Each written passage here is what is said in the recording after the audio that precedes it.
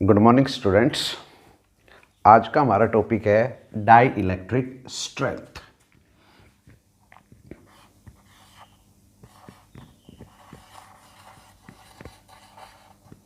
Die electric strength, पहले definition देख लेते हैं इसकी।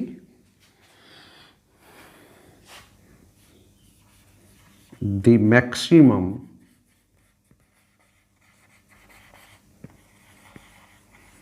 electric field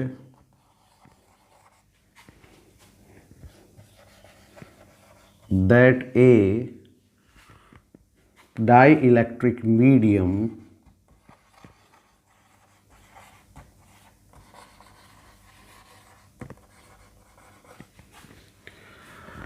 the maximum electric field that a dielectric medium can withstand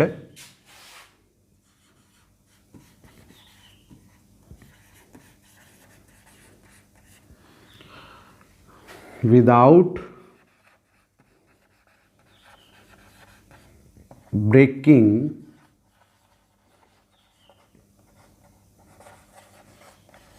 down of its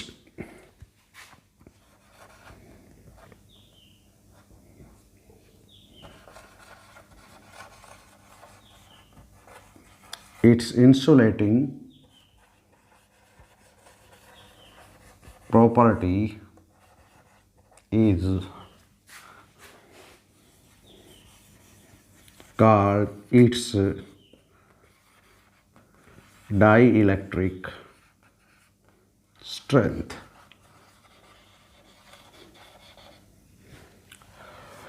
Maximum electric field that a dielectric medium can withstand without breaking down of its insulating property is called its dielectric strength. देखिए क्या मतलब है इसका। इसका मतलब ये है कि डाई इलेक्ट्रिक मीडियम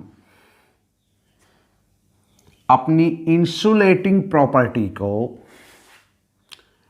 डैमेज किए बगैर जितना ज़्यादा इलेक्ट्रिक फील्ड सहन कर सकता है वो इलेक्ट्रिक फील्ड ही डाई इलेक्ट्रिक स्ट्रेंथ होता है डाई इलेक्ट्रिक मीडियम का।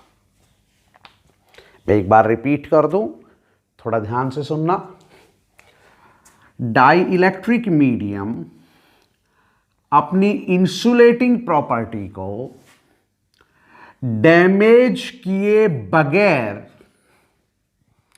जितना ज्यादा इलेक्ट्रिक फील्ड सहन कर सकता है वो इलेक्ट्रिक फील्ड ही डाई इलेक्ट्रिक स्ट्रेंथ होता है डाई इलेक्ट्रिक मीडियम का। अब जैसे कैपेसिटर जो होता है, कैपेसिटर का काम क्या होता है, कैपेसिटर को हम यूज क्यों करते हैं?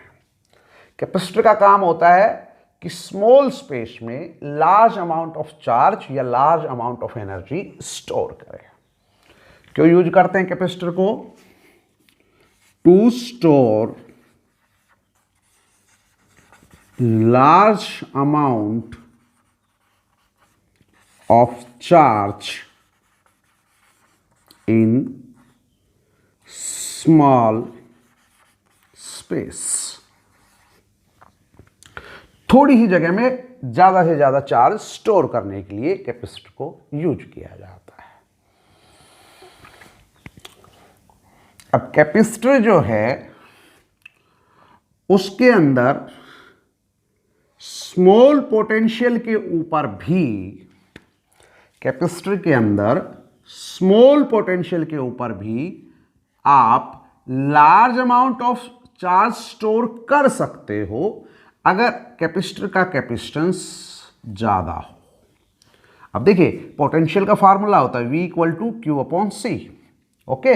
और कैपेसिटर का काम क्या होता है? To store large amount of charge in a small space. तो मैं वही बात कह रहा हूं कि कैपेसिटर जो है वो एक स्मॉल स्पेस में भी लार्ज अमाउंट चार्ज स्टोर कर सकता है। कैसे कर सकता है वो समझा रहा हूं।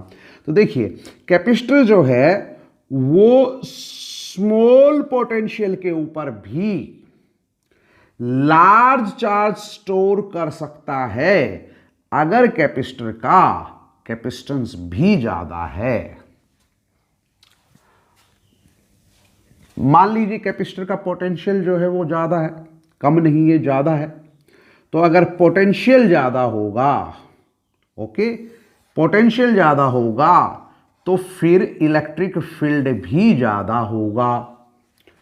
और कैपेसिटर के अंदर होता है क्या, जरा देखिए। कैपेसिटर के एक प्लेट के ऊपर प्लस क्यू चार्ज होता है और दूसरी के ऊपर माइनस क्यू चार्ज होता है।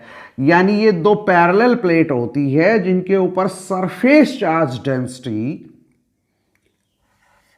इक्वल होती है बट अपोजिट होती है। और हमने ये आर्टिकल पढ़ा था ना, याद कीजिएगा।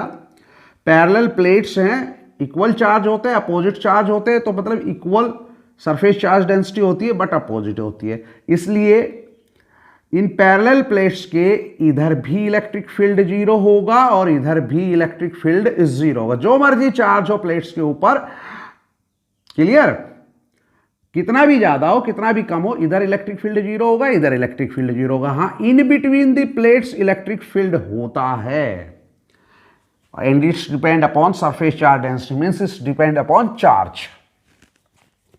आपने देखा भी होगा ना ये कितना होता है, कितना होता है electric field in between the plates?